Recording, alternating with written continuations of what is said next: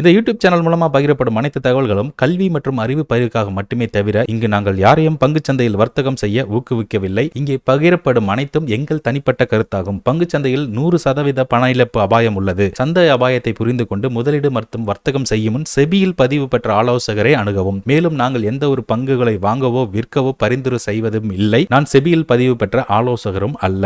Okay friends, எல்லாருக்கும் இனிய Sunday வாழ்த்துக்கள். அண்ட் எல்லாரும் பூஜா ஹாலிடேஸை நல்லா என்ஜாய் பண்ணியிருப்பீங்கன்னு நினைக்கிறேன். எனிவே, நாளைக்கு மறுபடியும் நம்மளோட ட்ரேடிங் ஸ்டார்ட் ஆக போகுது, Monday.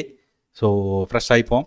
And one more thing, இன்றைக்கி நம்ம பார்க்க போகிறது என்ன அப்படின்னு பார்த்தீங்கன்னா, நம்மளோட ஃபாரெக்ஸ் XAUSD, அதாவது gold, US oil, EURUSD. So இது லாஸ்ட் வீக்கோட பர்ஃபார்மன்ஸ் எப்படி இருந்துச்சு, நம்மளோட அனாலிசிஸ் பிரகாரம் போச்சா இல்லையா, அதே மாதிரி அப்கமிங் வீக்ஸில் எப்படி இருக்கும் அப்படின்றத பற்றி தான் இன்றைக்கி வீடியோவில் இப்போ நம்ம பார்க்க போகிறோம்.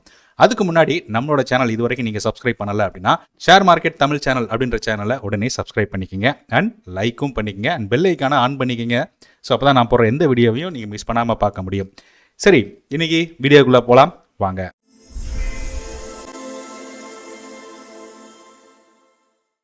ஓகே, ஸோ நம்மளோட ஃப்ரீ எஜுகேஷனில் நீங்கள் ஜாயின் பண்ணணும் அப்படின்னா நம்மளோட டெலிகிராம் குரூப்பில் ஜாயின் பண்ணி பின்டு மெசேஜை செக் பண்ணுங்கள். ஓகே, ஸோ நம்மளோட டெலிகிராம் சேனலோட லிங்க் வந்து கமெண்ட் செக்ஷனில் பின் பண்ணியிருக்கேன். ஸோ அங்கே போய் நீங்கள் செக் பண்ணிக்கலாம்.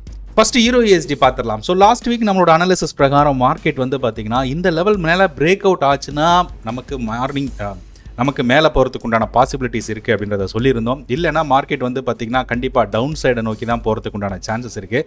அது எவ்வளோ தூரம் போகும் அப்படின்றதையும் நம்ம கணிச்சிருந்தோம். நீங்கள் பார்த்தீங்கனாலே தெரியும். ஸோ 4 hours சார்ட்டில் நம்ம பார்க்குறோம். ஸோ இங்கேருந்து மார்க்கெட் வந்து அழகாக இறங்கி வந்து ஸோ அடுத்த லெவல் இதை நோக்கி போய்கிட்டு இருக்கு. ஸோ இந்த லெவல் பிரேக் ஆகும் பட்சத்தில், அதாவது 1.09096 அப்படின்ற லெவல் பிரேக் ஆகும் பட்சத்தில் அடுத்து நமக்கு 1.08000 அப்படின்ற லெவலையும் 6640 அப்படின்ற லெவலையும் அதுக்கப்புறம் 05000 அப்படின்ற லெவலையும் வந்து அடையிறதுக்கு சான்சஸ் நிறையா இருக்குது அப்படின்றத சொல்லிட்டு இருந்தோம். ஸோ மார்க்கெட்டோட ரேஞ்சை வந்து நம்ம ஆல்ரெடி வீக்லியில் அனலைசிஸ் பண்ணிட்டோம். அதே மாதிரி XAUSD எடுத்துக்கிட்டீங்க அப்படின்னாலும் நம்ம வந்து பார்த்திங்கன்னா கரெக்டாக ப்ரிடிக்ட் பண்ணியிருந்தோம். மார்க்கெட் இந்த மாதிரி ஒரு சினாரியோவில் போகிறதுக்கு சான்சஸ் இருக்குது அப்படின்றத போட்டிருந்தோம். எக்ஸாக்டாக வந்து பார்த்திங்கன்னா நம்ம போட்டிருந்த மாதிரி தான் அழகாக இறங்கி வந்து அழகாக ஒரு ஸ்பைக் கொடுத்து மறுபடியும் ஒரு மாதிரி கன்சாலிடேட் ஆகிட்டு மறுபடியும் ஒரு ஸ்பைக் கொடுத்து எக்ஸாக்டாக நம்ம போட்டிருக்கிற அந்த லோ லெவலில் வந்து நின்று அழகாக ரெக்கவரி ஆகி போயிருக்கு. ஸோ இந்த பேட்டர்னை நம்ம இங்கே இருக்கும்போது போட்டிருந்தோம் லாஸ்ட் வீக் இல்லையா. ஸோ எக்ஸாக்டாக அதே மாதிரி தான் இப்போ மார்க்கெட் போயிருக்கு. ஸோ அடுத்த மூவ் எப்படி இருக்குன்றதை இன்னும் கொஞ்சம் நேரத்தில் பார்த்துடலாம். அதே மாதிரி US ஆயிலும் நம்ம வந்து பார்த்திங்கன்னா எக்ஸாக்டாக மென்ஷன் பண்ணியிருந்தோம். ஸோ மார்க்கெட் இந்த லெவலுக்கு மேலே போனால் தான் நீங்கள் பையிங்க்கு கன்சிடர் பண்ணுங்கள். இல்லை இந்த ட்ரெண்ட் லைன் ஏதாவது பிரேக் அவுட் ஆச்சுனாலோ நீங்கள் வந்து தாராளமாக செல்லிங்க்கு போகலாம் அப்படின்றத லாஸ்ட் வீக் வீடியோவில் தெளிவாக சொல்லியிருந்தேன்.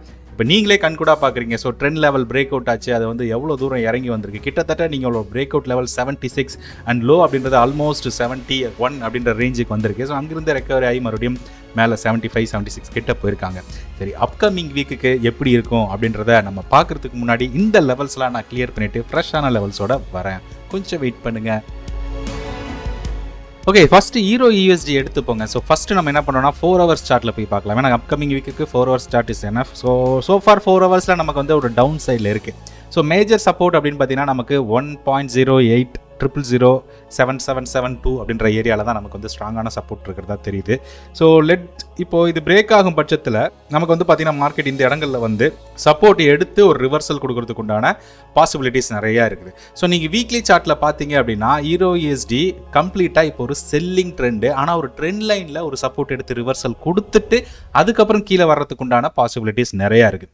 ஸோ ஓவரால் நம்மளோட வியூ இப்போ என்ன அப்படின்னு பார்த்தீங்கன்னா இந்த வாரத்துக்கு சோஃபார் நமக்கு வந்து வீக் ட்ரெண்டு தான், அதாவது ஒரு டவுன் சைட் பாசிபிலிட்டிஸ் தான் அதிகமாக இருக்கிறது நமக்கு தெளிவாக தெரியுது. ஸோ அதனால் நம்ம என்ன பண்ணணும்னா எனி ஆப்பர்ச்சுனிட்டி நமக்கு என்ன கிடைக்குதோ செல் சைடு அதை நம்ம வந்து யூட்டிலைஸ் பண்ணிக்கணும். ஸோ இந்த ட்ரெண்ட் லைன் கிட்ட வர்ற வரைக்கும் நம்ம செல்லிங் சைடு போகிறது நல்லது. அதாவது எனி ரிவர்சல் நடந்தாலுமே நம்ம திருப்பி செல்லிங் சைடு போகிறதுக்கு உண்டான ஆப்பர்ச்சுனிட்டி கிடைக்கும். அன்டில் அன்லஸ் இந்த ஸ்விங்குக்கு மேலே மறுபடியும் ப்ரைஸ் போகாத வரைக்கும். ஓகேங்களா?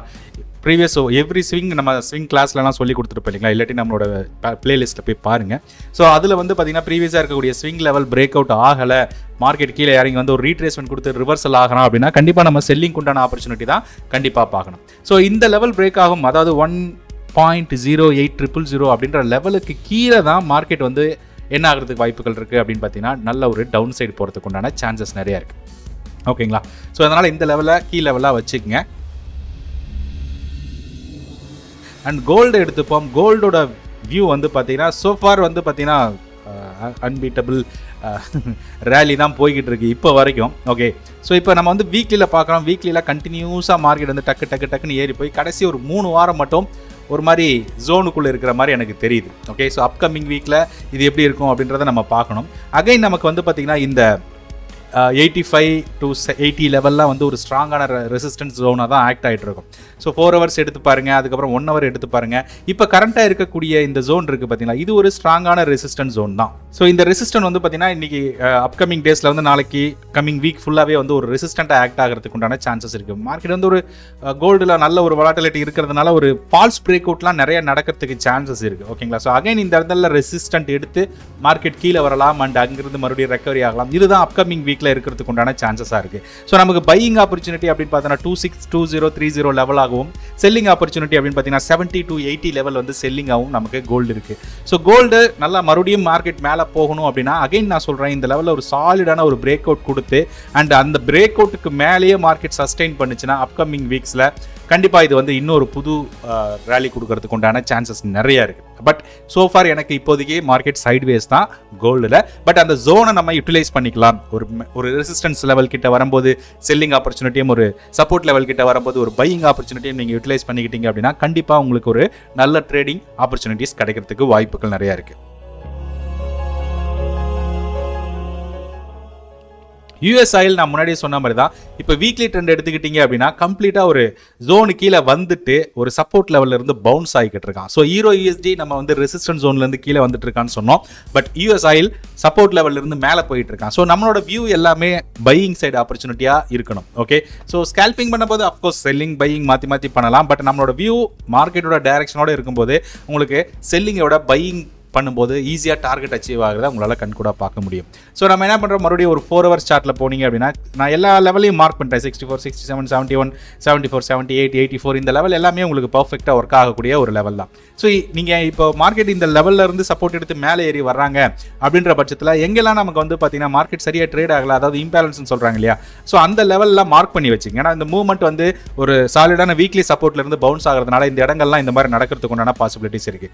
சரி, இங்கே கூட சரியாக நடக்கல அப்படின்ற பட்சத்தில் இங்கே வந்து டேப் பண்ணிட்டு தான் மேலே போயிருக்கு மார்க்கெட். ஓகே, ஸோ அந்த மாதிரி இடங்களை நீங்கள் நல்லா மார்க் பண்ணி வச்சுக்கிறது புத்திசாலித்தனம். அதே நேரத்தில் எப்போ ட்ரெண்ட் லைன்லாம் பிரேக் அவுட் ஆகுதோ ஸோ அப்போ நம்ம எதிர்பார்க்கலாம் மார்க்கெட் வந்து பார்த்தீங்கன்னா இந்த லெவலை டச் பண்ணிட்டு மறுபடியும் ஒரு பவுன்ஸ் கொடுக்கறதுக்கு சான்சஸ் இருக்குது அப்படின்றத. ஓகே, ஸோ அதனால் இங்கே வரும்போது கண்டிப்பாக நம்ம என்ன பண்ணோம், ஒரு ஹையர் ஹை ஃபார்மேஷன், ஒரு higher low formation lower time ஃப்ரேமில் கிடைச்சாலும் சரி, இல்லை நீங்கள் வந்து ஒரு 1 ஹவர் 4 ஹவரில் கிடைச்சாலும் சரி, உங்களோட ட்ரெண்ட் அப்சைடில் இருக்கும்போது கண்டிப்பாக ஒரு பெரிய டார்கெட்டு நல்ல ஒரு ரிஸ்க் ரிவார்டோட உங்களுக்கு சூப்பரான ஒரு ரிசல்ட் கிடைக்கிறதுக்கு உண்டான பாசிபிலிட்டிஸ் இருக்குது. ஸோ இதுதான் வந்து பார்த்தீங்கன்னா அப்கமிங் வீக்ஸில் gold, euro USD and US ஆயிலுக்கு உண்டான லெவல்ஸ்.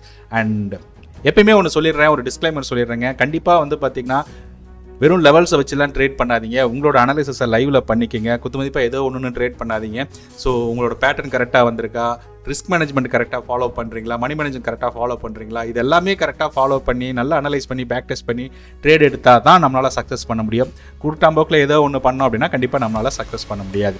ஸோ அதனால் தயவு செய்து நீங்கள் வெறும் லெவல்ஸை ஃபாலோ பண்ணாமல் பேட்டர்ன்ஸு, ப்ரைஸ் ஆக்ஷன் எல்லாத்தையும் ஃபாலோ பண்ணிங்கன்னா ஓரளவுக்கு நம்ம வந்து டீசெண்டான இன்கம்மை ஜென்ரேட் பண்ண முடியும் மந்த்லி. ஓகே ஃப்ரெண்ட்ஸ், கண்டிப்பாக இந்த வீடியோ உங்களுக்கு யூஸ்ஃபுல்லாக இருக்கும்னு நினைக்கிறேன். அப்படி இருந்தது அப்படின்னா மறக்காமல் வீடியோவை லைக் பண்ணி வீடியோவை ஷேர் பண்ணுங்கள். மறுபடியும் அடுத்த வீடியோவில் சந்திக்கும் வரை உங்களிடமிருந்து விடைபெறுவது உங்கள் விஜயன். நன்றி, வணக்கம்.